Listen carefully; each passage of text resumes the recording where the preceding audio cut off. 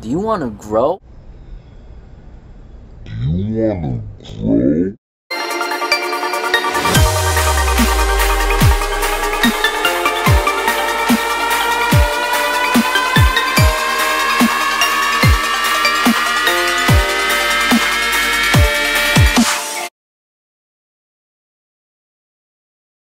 What is going on, guys? Welcome to episode 5 of my series. Today is leg day, and I added something into my program, and that is deadlifts. So I will be doing deadlifts on leg day. So I decided to do deadlifts again after several months of not having to do them.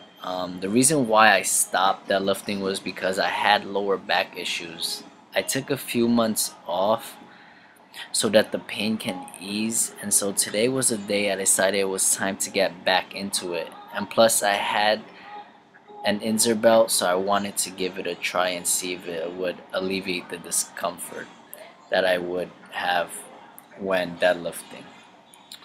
But before deadlifting, I started off with squats, and I worked my way up to 195 pounds, where I did 4 sets of 3. But for some reason, I was just not into it today. The Inzer belt actually made it much more discomforting, because as I went down, the hips would hurt, and I don't know what it was. Probably I might have put the belt on wrong, but I'm sure I put it on right. Or it was just that I was not breathing correctly, because breathing is one of the most important thing when performing a movement. So on each rep, you gotta make sure you're breathing, guys. But whatever the case was, I was just not feeling it today. You're going to see that on the 3rd set of squats, I believe I only did 2 out of 3 reps. And yeah, this was the set over here. I was going to do the 3rd rep, but I shook my head.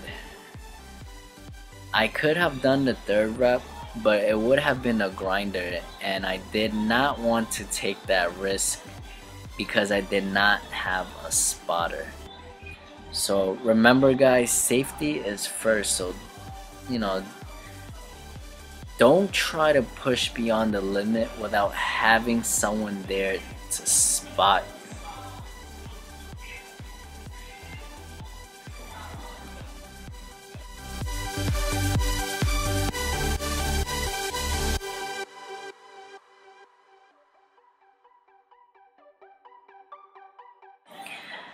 After finishing up squats, I decided I wanted to try sumo deadlifts.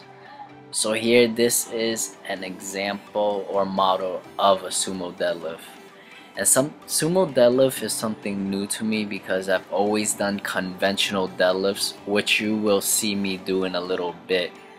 And the difference between sumo and conventional deadlift is the distance you have from the floor. For sumo deadlifts, you can see that you're going to need a wider stand, which means there's a shorter distance for when you're pulling the bar from the floor up. As opposed to conventional deadlifts, you're gonna see that the stance is more narrow. But I find conventional deadlifts much easier, which is why I only did 2 to 3 sets of sumo deadlifts before switching over to conventional deadlifts, where I worked my way up to 245 pounds. Let me tell you guys something. Deadlift is by far one of the most difficult movement to master. And so one piece of advice that I want to give you guys is to try not to bounce the weight off the floor on every rep during deadlift. That's what you see me doing right here in this clip, because I want to keep the momentum going, but you really want to avoid that. So instead, you should pick it up and drop it on the floor and pick it back up again instead of bouncing it off the floor. My form is definitely not perfect, and I'm gonna continue to work on it. But one big mistake that I notice from many people is that when they're deadlifting, they're rounding their back. Now your back should be flat or slightly arched throughout the whole movement, guys, or else you can pull your lower back muscle or even break a disc, and that's not really a pleasant sight, and nobody wants that, because guys, you will be out for a while. So a good way to not round your back is to stick out your chest and have your head up, which can help maintain your form when deadlifting, alright?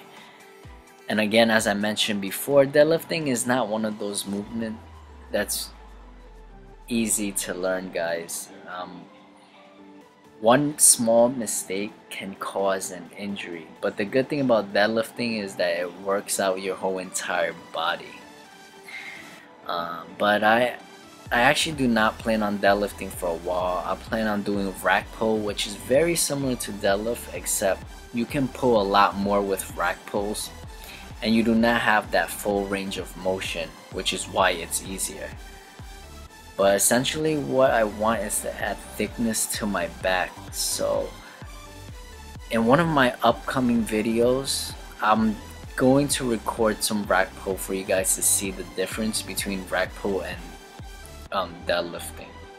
So after doing 2 powerlifting movements, I went on to doing some leg press, where I worked my way up to 7 plates and a 25 on each side. So that makes it a total of 680 pounds. At first I was originally supposed to stick to maybe 6 to 7 plates, but I was feeling good, so I was able to rep out 10 on 7 plates and a 25. But again, as I mentioned in my other video, guys, when you go heavy on the leg press, just be sure to avoid injury by holding onto your kneecap before it pops. Also, make sure you're not using anything but your legs to push the weight up. I know a lot of people tend to put emphasis on their back as well, so they can use their whole force to push the weight up, but make sure you use only your legs. Try to concentrate, try to get that mind muscle connection between your legs and the exercise. Do not ego lift, guys. And so remember, we all have limits, so no matter how heavy we want to go, know your limit. So this concludes the commentary for this workout. I will see you guys in the next clip.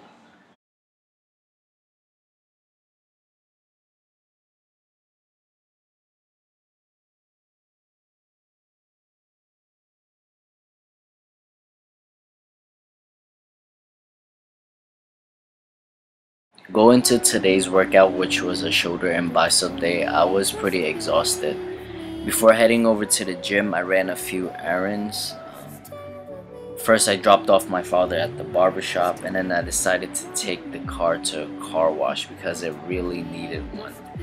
And afterwards, I went to get school supplies at Staples because this semester is my last and toughest semester, so I need to stay on top of my game and just be organized. So I grabbed a few items from there before heading over to the gym.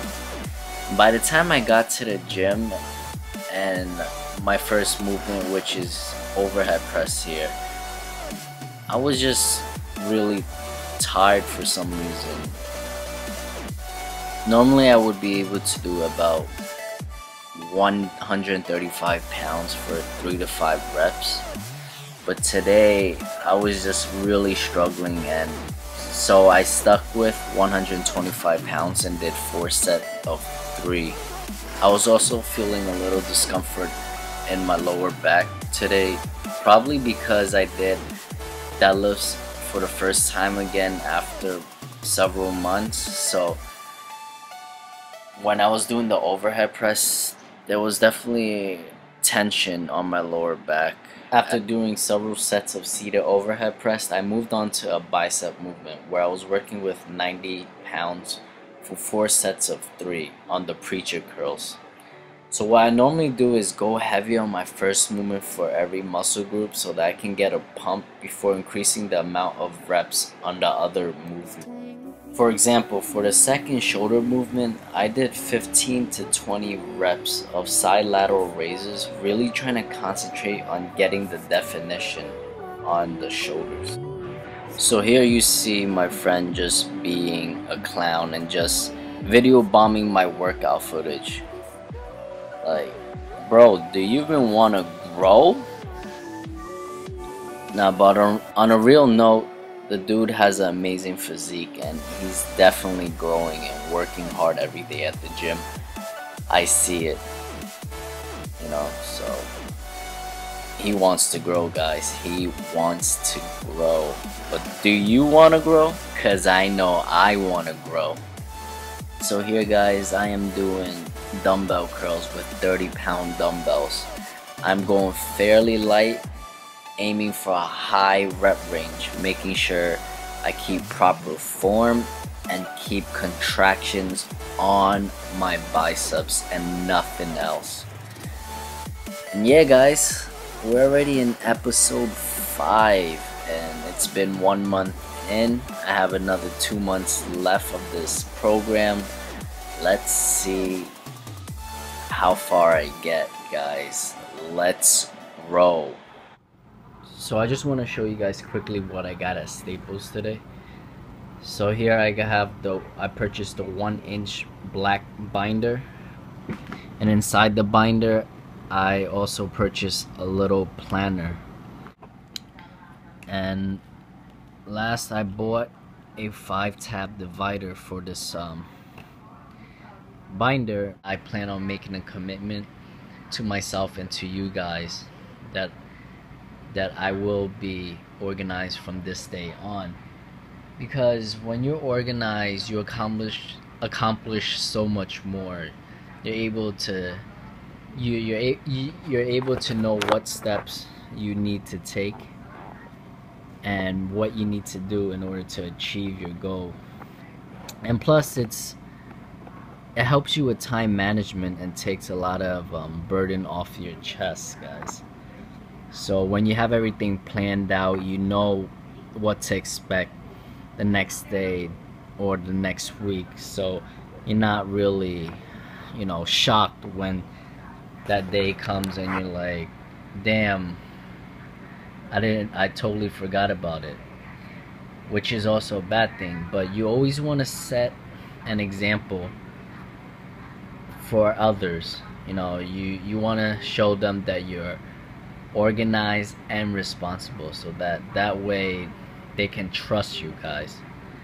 So yeah, just that's a quick advice from me.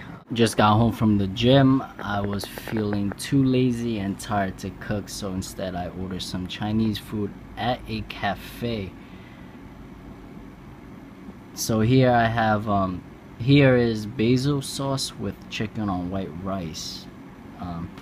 And here I originally ordered beef and string beans, but instead they gave me chicken and string beans, which is alright because it's protein anyway. So yeah, guys, I'm gonna enjoy these last 2 meals of the night here and also drink these 2 soup, chicken corn soup and hot and sour soup. So yeah, guys, I hope you guys enjoy episode 5. I will see you in the next video. Don't forget to also like, share, and subscribe.